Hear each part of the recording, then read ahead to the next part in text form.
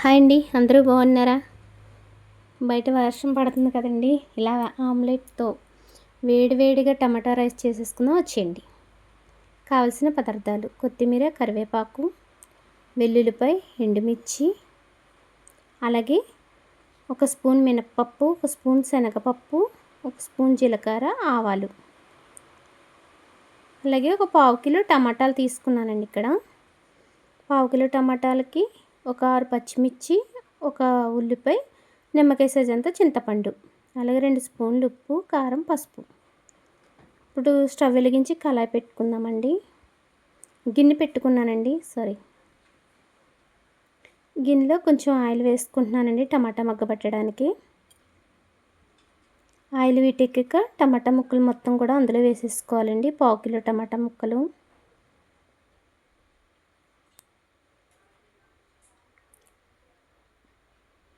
ఇది మొత్తం కుక్ అయ్యాక అందులోకి ఉప్పు వేసుకుందామండి. ఇక్కడ నేను 2 స్పూన్లు ఉప్పు తీసుకుంటున్నాను.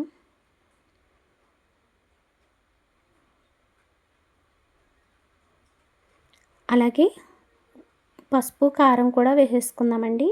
ఒకసారి కలుపుకుందామండి.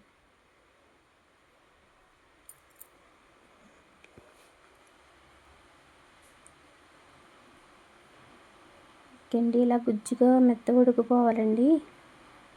ఉడికిపోయాక స్టవ్ ఆఫ్ చేసేసుకుని ఇలా వేడిగా ఉండగానే పప్పు గుత్తితో మొత్తం మెదుపుకుందామండి.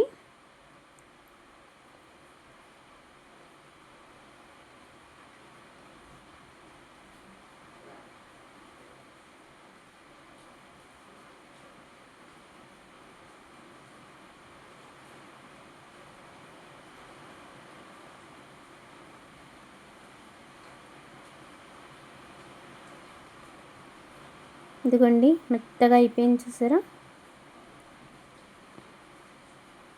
ఇప్పుడు ఇందులోకి వాటర్ యాడ్ చేసుకుందామండి.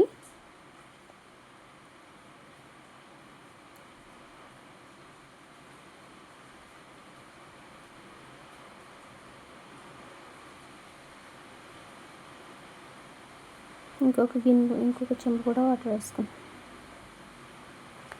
మీరు ఇది పలసగా కావాలంటే పలసగా చేసుకోవచ్చు, లేదు ఇలా చిక్కగా మిడిల్గా ఉంటే సరిపోతుంది అనుకుంటే ఇలా వేసుకోండి. మీకు ఇంకా పలసగా కావాలంటే ఇంకొక చెంబు వేసుకోండి. అలాగే ఇందులోకి పచ్చిమిర్చి, ఉల్లిపాయలు కూడా వేసుకుందామండి.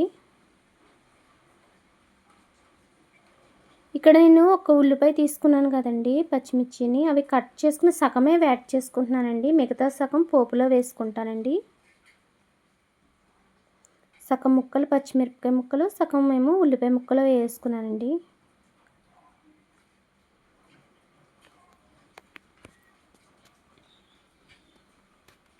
స్టవ్ సిమ్లోనే ఉండనివ్వండి.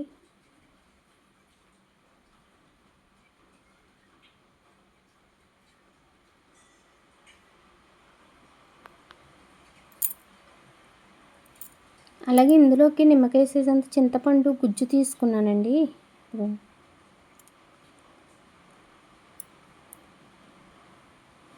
అలాగే కొత్తిమీర, కరివేపాకు కూడా వేసుకుందామండి.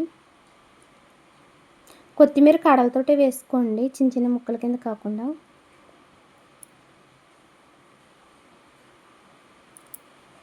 ఇలా మొత్తం వేసి మరగనిద్దామండి. స్టవ్ ఇప్పుడు కొంచెం మీడియంలో పెట్టుకోండి.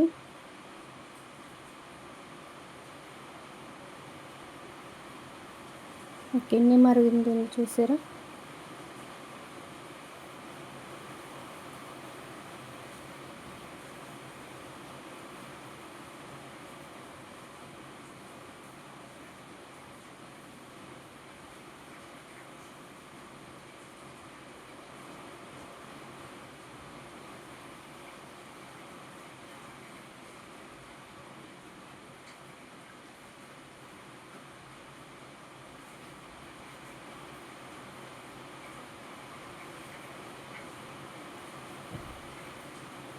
ఇందులోకి ఉప్పు సరిపోయిందో లేదో ఒకసారి చూసుకుందామండి. మీకు ఉప్పు సరిపోకపోతే ఇప్పుడు యాడ్ చేసేసుకోండి.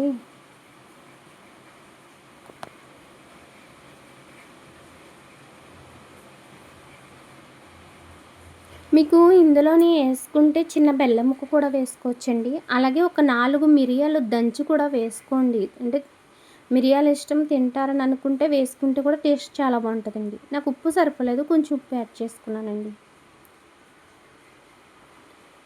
తీపి కూడా తింటాననుకుంటే చిన్న బెల్లం ముక్క వేసుకోండి. అది కూడా వేసుకుంటే చాలా టేస్ట్గా ఉంటుందండి.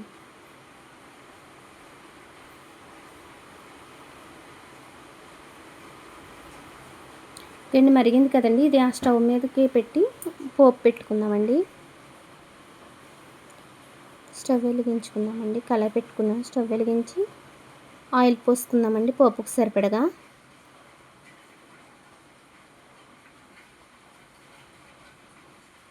ముందు వెల్లుల్లి రెమ్మలు వేసుకున్నానండి చితక్కొట్టుకుని.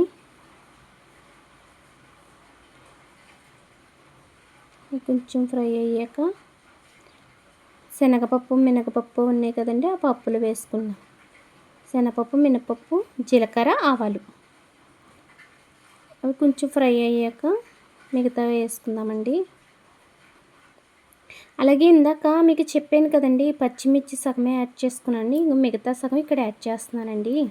అలాగే ఉల్లిపాయ ముక్కలు కూడానండి. అలాగే ఎండుమిర్చి కరివేపాకు మొత్తం కూడా ఇలా ఫ్రై అయ్యాక ఇప్పుడు తాలింపు పెట్టేసుకుందామండి.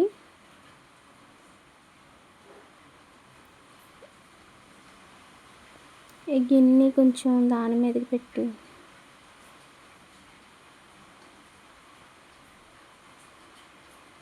ఏగిన పోపు ఎప్పుడు రసంలో వేస్తే టేస్ట్ బాగుంటుందండి.